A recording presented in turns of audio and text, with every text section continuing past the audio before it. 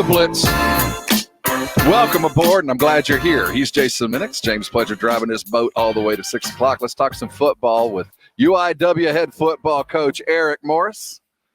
Coach, welcome aboard, man. You ready for this thing on Saturday? Good afternoon, gentlemen. Ready to roll. Yep, got an early morning kickoff. We practice in the morning, so excited to get up and get things going at 6 a.m. in the morning and get the players fed and walk through and be done by about 3 o'clock in the afternoon. You think it'll be 3 o'clock? I mean, it's Sam and it's you guys. I mean, 11 a.m. kickoff. I'm thinking about maybe 5, 6. You have a valid point. Yep, I didn't get home till about midnight, about 12:30 on Saturday night. So you have a valid point. It might go till 4 or 5. And I got to ask if it you, does, that's a good thing. Yeah, the game last week, in such a heartbreaking loss. Final minute and a half. You know, I used to do the play-by-play for the Arena League that we had here a few years back, and it almost had that feel to it with the amount of scoring that was done in the final 90 seconds of that game. But you pulled something out of a coach's playbook that's got to be one of the hardest things to do. You let them score, hoping to get the ball back, and they weren't smart enough to take a knee. So it actually worked out in your favor. But when you decide to let a team score, what's that thought process like just as a coach? Yeah, I mean, you start, asking, first of all, there's always a guy in the press box that always has your timing situations. They have cards, there's analytics. You know, we actually spend money on an analytics program that kind of gives you some fourth down calls on when to go for it, when not to, versus every opponent. So when we started talking about it, you start doing math really fast in your head. Luckily, my guy up in the box is really good at math. And so as he started telling me the times I would have with the timeouts I had, I said, it's pretty much impossible. They could pretty much run it down and kick it with no time left. And so I call a timeout. Everybody comes to the sideline. I talk to the defensive coaches. I say, hey, put them in defense. Let's let them score. So we're sitting there in the huddle, everybody in the huddle. I make sure they hear it, like, do not tackle him. And we're undisciplined enough to where we tackled him on the first time I told him. And then I had to call another timeout. The verbiage was probably not very good out of my mouth after that time, after I had to explain it again. And so the next time we do, and so, yeah, it played out in our favor. We got a great kickoff return. We were able to score in 2 plays, really fast. And that's something, with us. I mean, you obviously don't tell a quarterback. He did a great job seeing the field. We had him we knew what defense they were in, and he looked off the safety and put a great throw to Chafin there in the end zone. But then you look back up at the scoreboard with that emotion of everybody jumping around and high-fiving, and you see 55 seconds with 3 timeouts, and your mind goes somewhere else and try to get everybody back focused to the task at hand. And so, and just, we weren't good enough on all 3 sets of the ball to win that game.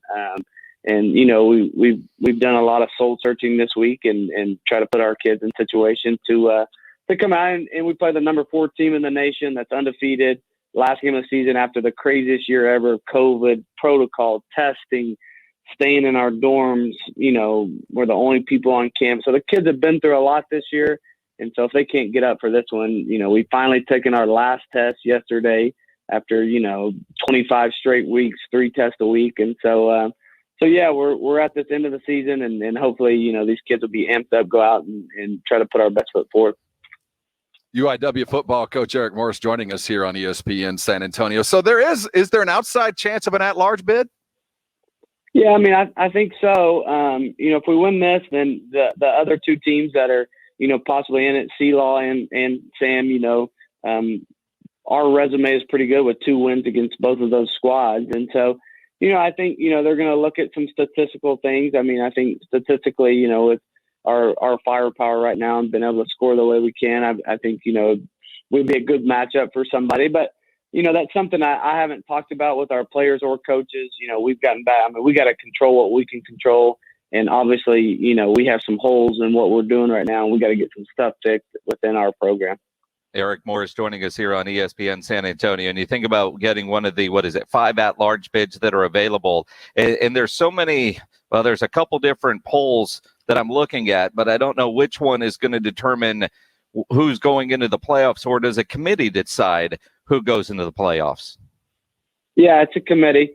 And so that's how FCS always does it. And, everybody, our at-larges will be done here in the next week, and then they'll go in. And there's different computer ranking systems that they kind of base everything off of, and then they'll deliberate, similar to what the college football playoff does, and then add those few at-larges in there.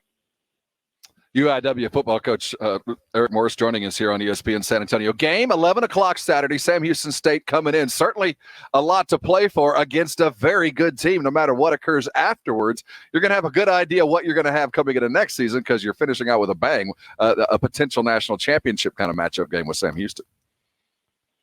Yeah, really good squad here. I mean, they're the most experienced team in our league. There's no doubt about it. They got a bunch of senior leadership. They have guys that seem like they've been here, and been valuable players all 3 years I've played against them. They got a guy, Joe Wallace, who actually recruited at Texas Tech, who's their best defensive lineman. That's a stud. And then, I think offensively they have a coach's kid at the quarterback position that's a really experienced player that, not only is a good athlete, but brings a lot of knowledge, really accurate passer. So I think, top to bottom, this will be the best team that we played, just from a physical standpoint, from an athletic standpoint. And, but, I think too, they've struggled a little bit of defending the pass this year. They've been really good against the run. So, I think we probably have the best thrower of the football in all of FCS football right now.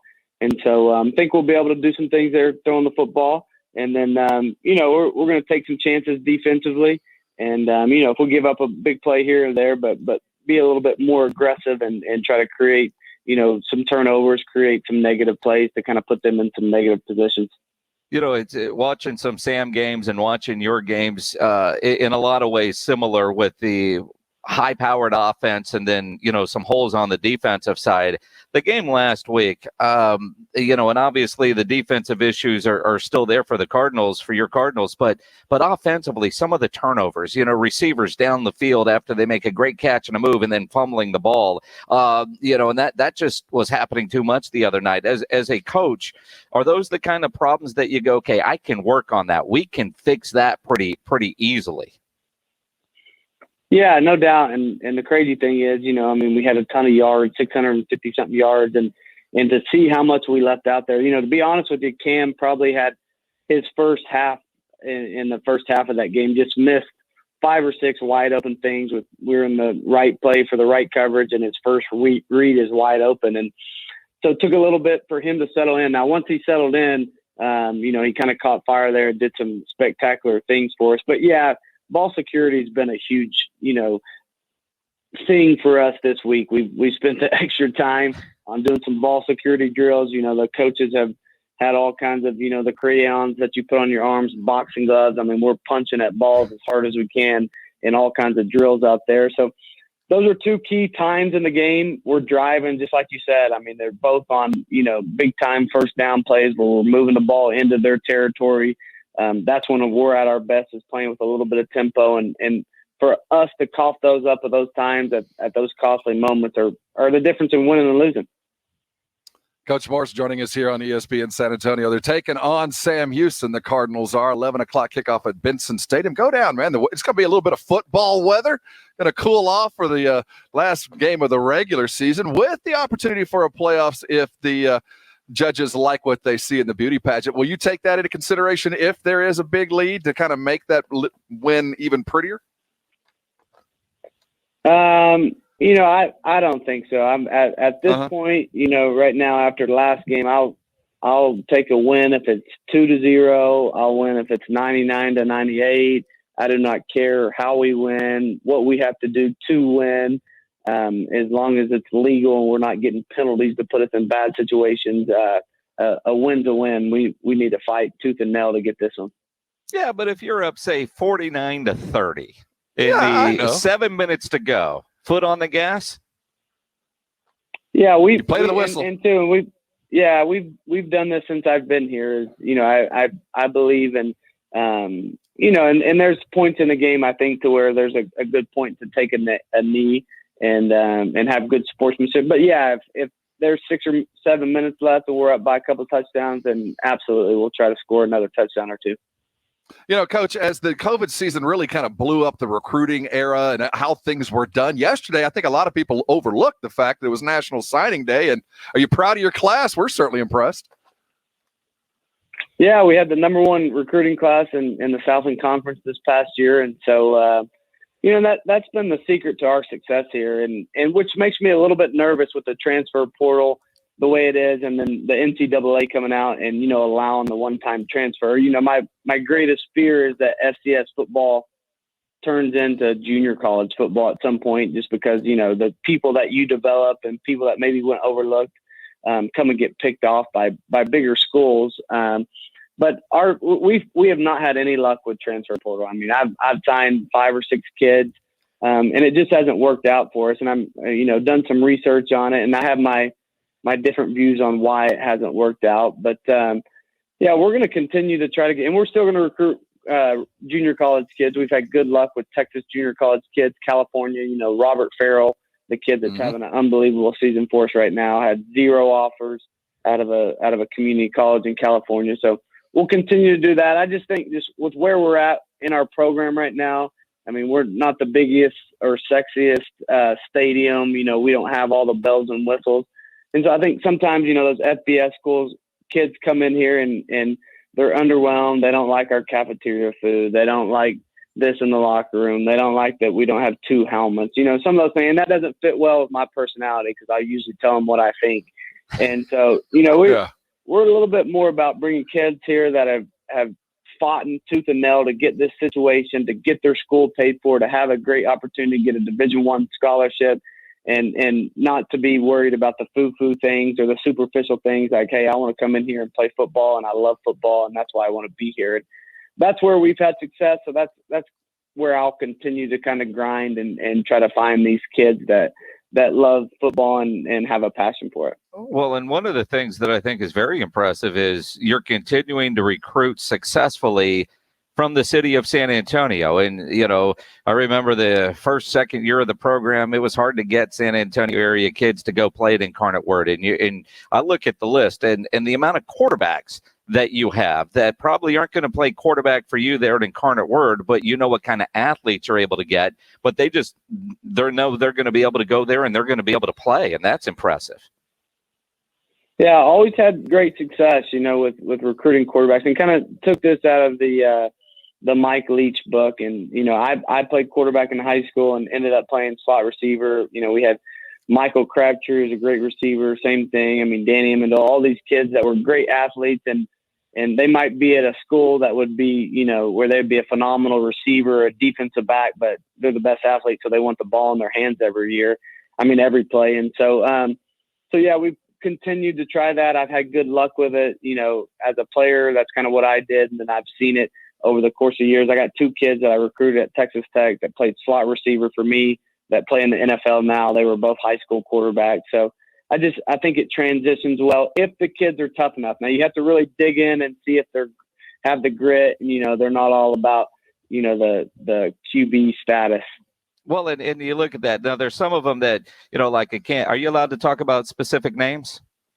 I don't know what the recruiting rules names are. on the contract. Now that they're all signed, like out of Harlan, Cannon Williams, he might be a quarterback at the next level. But C.J. Smith, Christian Smith from Churchill, well, he'll probably walk into your locker room with the best mullet in the locker room on day one. He's going to be a tight end. He was never going to be a quarterback at the next level, and probably the same for Jalen Nutt out at Smithson Valley. That is probably going to be a really good defensive back for you, I would assume.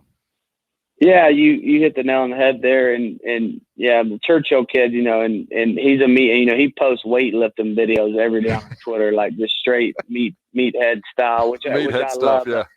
Usually when we were watching recruiting film of him, when I actually fell in love with him, and I probably shouldn't say this, but he gets in an altercation after he scores a touchdown. Someone kind of takes a cheap shot, and he fires right back and hits the guy in the helmet. And so that's where, I kind of needed to see that aggression, because he's going to have to transition over and no more quarterback. And we're going to put his hand in the ground and we're going to be able to use him in a pass game. He's an excellent athlete, has great hands, but he's going to be able to go in the trenches and be able to play a little smash mouth football. So that was something I needed to see, was, that he had the dog in him. And so, and then the kid from Harlan, we had him at camp, and we think he's going to be an excellent quarterback for us. Love the way he throws it, and think he'll continue to develop into a really nice quarterback for us. Toughening up those soft quarterbacks. That's a specialty. There's an art to it. I promise you. Now, some of them just have it in them. I call it tiger blood. And, there's certain kids on our team I think have tiger blood. And I tell the kids this all the time, certain that don't. But yeah, you need to definitely figure out. But if you're going to spend a full scholarship on a quarterback and transition him to a different position, you better figure out that he has tiger blood before you sign him. Well, I think Janice Joplin's saying freedom's just another word for nothing left to lose, man. Saturday, you got nothing left to lose. Go get some. 11 o'clock kickoff at Sam Houston State in town. We hate those guys. At least two of us do on this show. Yeah, we want to take them down. Hey, Coach, no matter what happens, it has been by every measure but, where your goals were, a success. Congratulations to you on this Herculean effort to get to where you are today. You got a winning record, can close out strong, gets the best in the country. I don't think you can ask for much more than that. There, no doubt. I'm gonna need a little break when I'm done with this season, though. So now I'm gonna have to figure it next time. I'm gonna have to get on here, and I need some good recommendations on what I need to do for a little break when I get a little downtime. Cold I think Senior Minnix can give you some grilling help. I think we can take care of that. Well, Coach, again, congratulations on all this thing that you've done this season. We look forward to a great game on Saturday. Thanks a lot for being a dude, man. We appreciate you. Appreciate you guys. Y'all been awesome all year. Eric Morris, UIW head football coach, taking on Sam Houston, 11 o'clock at Sam Houston State. Be there. We will.